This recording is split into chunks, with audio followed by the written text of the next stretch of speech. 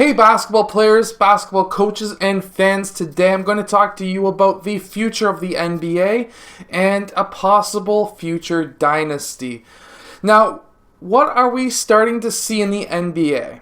We're starting to see more and more teams looking for tall, lanky players who have the shooting ability of a guard, the ball handling ability of a guard, and the size and the ability in the low post to score and get rebounds in the low post. And we're specifically seeing this with two teams.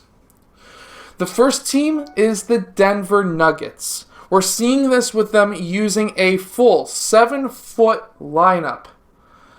7 feet all the way across, from point guard, shooting guard, small forward, power forward, and center. Their small forward last night was 7'2". Oh my God. And then also the Raptors. The Toronto Raptors are also doing this as well. Now, they have a very big lineup if you really look at their starting lineup. They've got a 7-foot center. They have a 6'11 power forward, a 6'11 small forward, 6'10, he's about 6'11. And then they've got two smaller guards on their starting lineup, Van Fleet and Kyle Lowry. So they're halfway there. They had Bruno Caboclo. He might have been able to fit into that shooting guard, but they got rid of him. He was more of an upset than anything else. However, this is something that a lot of teams are starting to really focus on. Now, if we think back of when we were in school, back when I was in middle school, it didn't matter how good the other team was. If your team was taller, in general, you're going to have a higher probability or a higher chance of winning that game. Now, I was always lucky to be on a tall team back in middle school, and we won a lot of games. We won championships, and that helped. I'll put it this way. Other than our point guard in grade 8, everyone else was over 6 feet tall. We were massive, and we won a lot of games, and this is starting to become true at the NBA. So we've seen how the small lineups worked with Steph Curry. Klay Thompson is still a small forward, but he's not 7 feet. And he's a shooting guard in my eyes. And they really focused on going small, having great shooters, ball handling. The Houston Rockets did this as well. They got James Harden and Westbrook.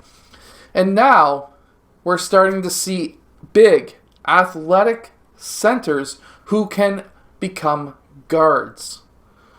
Jokic is a point guard. Jokic, the center, is a point guard.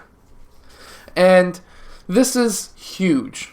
Now, I have been saying this for the last couple of years. If you've been watching my channel, I have been saying that if you are a big player and you learn how to handle the ball and shoot, you're going to be extremely valuable to any team. Now, this all came to me. Obviously, I watched highlights of the Nuggets game last night, and I also was just editing a highlight tape for a player who was a 6'10" point guard in high school, which is huge. And he was, and I really think that he's going to be another NBA player who is going to be able to fit into this future possibility of a mold. And of course, if you have a highlight tape that you would like me to break down, of course, contact me. Website's down below. And I can help you make a highlight tape to get you a scholarship, because that's what I do. But anyways, this is what I think is going to happen into the NBA. There's going to be more and more bigger players. There's always these switches. So I know if you're younger, you're not going to be able to see back in history all that well unless you really look.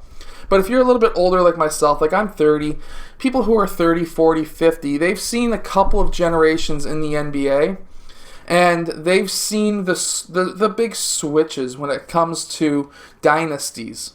So we've gone through the defensive dynasty.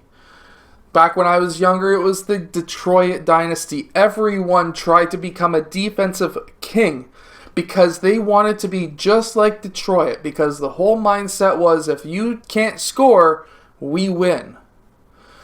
Then it switched over from that into a more bigger style game. Actually, I should say it went from a bigger style game to the defensive, because it went from Shaq and with LA and the Twin Towers with San Antonio, the big players. Then it went over to a defensive Detroit team, and then it went from that into creating these massive all-star ridden teams like the LeBron James, Chris Bosh, Dwayne Wade style teams.